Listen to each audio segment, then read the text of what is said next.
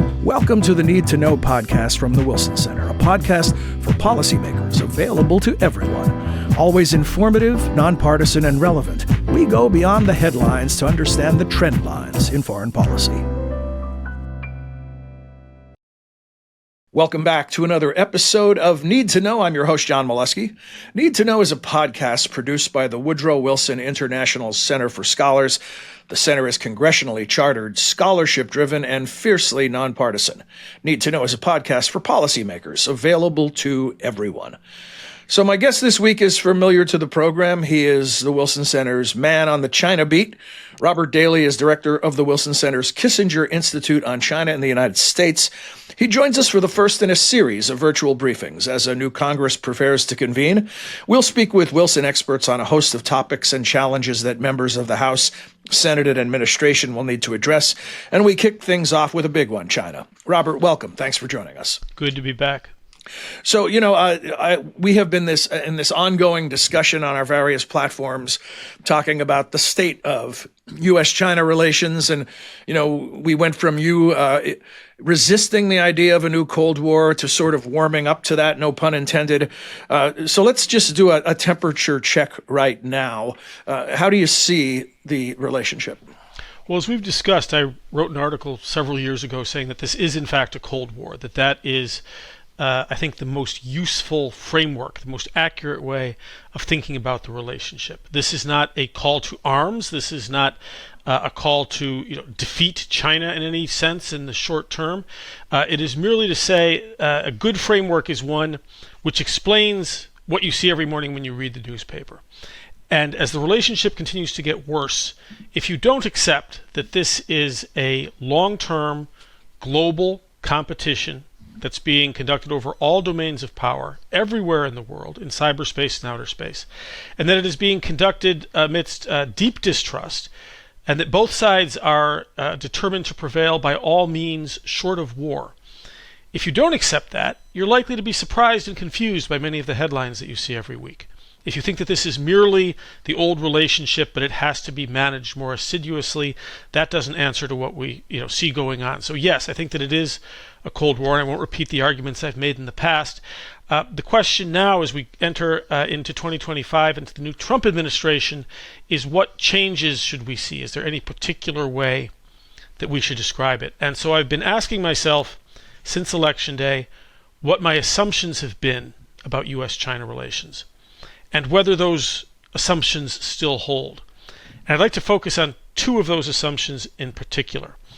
My first assumption has been, over the past several years, as this Cold War has been deepening, that the United States still cares deeply about what is usually called global order. Mm-hmm. My assumption has been that the United States continues to care about sort of the post-World War II dispensation in which America strove to be, and often was, the most impactful nation on global systems, global values, the ways we did business with each other, the ways that we conceived of security. The essential nation. Yes, America since World War II has seen that its own security and prosperity, Democrats and Republicans have agreed on a very forward positioning in the world, where we provided global public goods, where we made moves to uphold the system as such, and we cared about alliances. Does the United States still care about world order in that sense? My answer is that I don't know. It may be that this post-World War II dispensation is over, and that something new is about to begin. And so this is something I think that policymakers and congressional staffers need to really think carefully about. Not just what do we want, what is our role in the world? Mm-hmm. So I'm not sure that my old assumptions hold on that. This may have been a watershed election. But the second assumption about U.S.-China relations that I think does hold is that I have always assumed that this Cold War was going to last for several decades. That is to say, most of it will post-date the Donald Trump, Xi Jinping era. That I still believe. So that implies that Donald Trump and Xi Jinping are not going to solve this during the next 4 years. Possibly not during the next 40. We don't know how long this is going to be.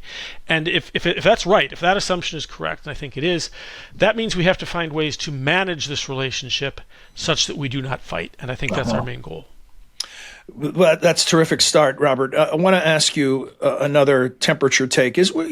What is the status of China right now? For a long time, we talked about China as this juggernaut with an economy that was growing in leaps and bounds that would just consume the rest of the world. And a funny thing happened on the way to cashing those checks, and that's no longer sort of the linear projection. You give us your sense of where China sits now, both in terms of economics and also just its role in the world and Xi's intentions in that regard. So I should note that while I study geoeconomics in relation to U.S.-China relations, I am not an economist. My experience has been, since I started doing this full-time in 1986, that we have almost always been wrong because we have always underestimated China. This has been a pattern of ours, again, since really the mid-'80s. It grew faster and in more ways than we thought. It bounced back from 1989, the Tiananmen massacre, faster than we thought. It is proving more resilient to export controls than we thought it would be. China has tools at its disposal because of its authoritarian government that we do not have, and they have been resilient and creative in getting through a series of economic crises. Now, this is their biggest economic crisis since the opening to the United States in 1979. And we've talked about this a little bit before, so I don't want to run through all of it again, but demographic pressures, deflationary pressures, corruption, debt, the list goes on. And China's current economic problems are primarily structural, not cyclical, meaning they're not part of the normal business cycle. They emerge from aspects of the structure of the Chinese economy that are no longer sustainable or no longer feasible. So this has led many to say, as you've implied, that China has plateaued or peaked, that it's headed down, that it may even be beginning a lost decade or lost several decades of the sort that Japan had, which would compel China to dial back its international ambitions and focus domestically, and that this could be an opportunity for the United States. That may be the case. If that is the case, we are seeing the beginning of it now, but it's much too soon to make the call. Much too soon. We weren't finished in 2008 or during a number of our other crises. China isn't finished now. I just got back from a 3-week trip there. There is still considerable energy, including entrepreneurial energy. Yes, people are aware of the crisis. Many are saying that it will not lift as long as Xi Jinping is in power. So there's a different, as you sort of asked in your question, there's a different vibe in China. There are a different set of expectations. But they also have wonderful economists, and they're long-term thinkers. And the current malaise, the current critiques of the government, it's more in sorrow than in anger. And what I hear from most Chinese is, yes, we need a new model for growth that is slower, more sustainable, and higher tech. And we'll get there. It may take us 5 to 7 years to get back on our feet, but we're not done yet. And that's what I tend to believe too. I don't think that China is through in any way that should enable the United States to rest easy. And when you speak of sort of big themes in U.S.-China relations, one of mine is no comforting narratives. If we have a comforting narrative about China that we're telling ourselves, it probably reflects our desire for comfort, not weaknesses in China itself. So no, I think that the peak China plateau has been overdone. I think they're in a long, rough patch, but that's all we can be sure of at this stage. Tell me more about your trip. I know a point that you continue to make over the years is that you can't understand another country, China, unlike any other, by just looking at the technicalities, right? The GDP and all that kind of stuff. You have to kind of have a texture for the culture and all those things. You already mentioned some of that in what you just said, but what did you encounter in terms of attitude toward the U.S.? Any other things that lawmakers need to know about that don't really show up in the headlines? Right. Their level of interest in the U.S. election and the outcome of the election. Well, the interest in the U.S. election was enormous. I spent 3 weeks, all day, every day, answering questions about what might happen. That's not exactly the same as interest in the United States per se. They're interested in the outcome of the election, like most of the world is, because American elections still have a major impact on other countries. And so this was a function of self-interest. I would say that the Chinese I saw were about evenly split in their preferences. The way that a Chinese analyst put it to me is that Chinese leaders who care most about Chinese economic development favored Harris because they thought that a Harris administration would be more consistent and therefore easier to plan around and to work with, while those who care mostly about China's security favor a Trump administration for two reasons. One, they think he's transactional and might make deals, and two, they think that he might be harmful for America's relationship with its allies, and that could be good for China, which might have an opportunity to drive wedges. But the Chinese at all times are far more interested in China than they are in the United States itself. China is, like us, a highly self-regarding place. I was on 5 different Chinese college campuses, and you're probably aware that the youth unemployment rate in China is very high. But they're playing basketball and holding hands and, petting dogs and doing the same normal things. It's not that there's a cloud of malaise hanging over China because of its current economic weaknesses.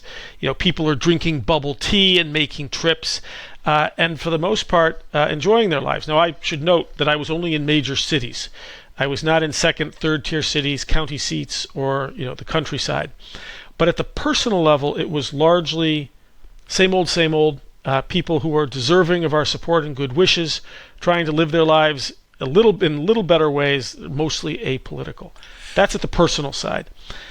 At the institutional and political levels in China, while they're talking a lot about openness, my experience is that China is more closed than it has been at almost any time, certainly in this century.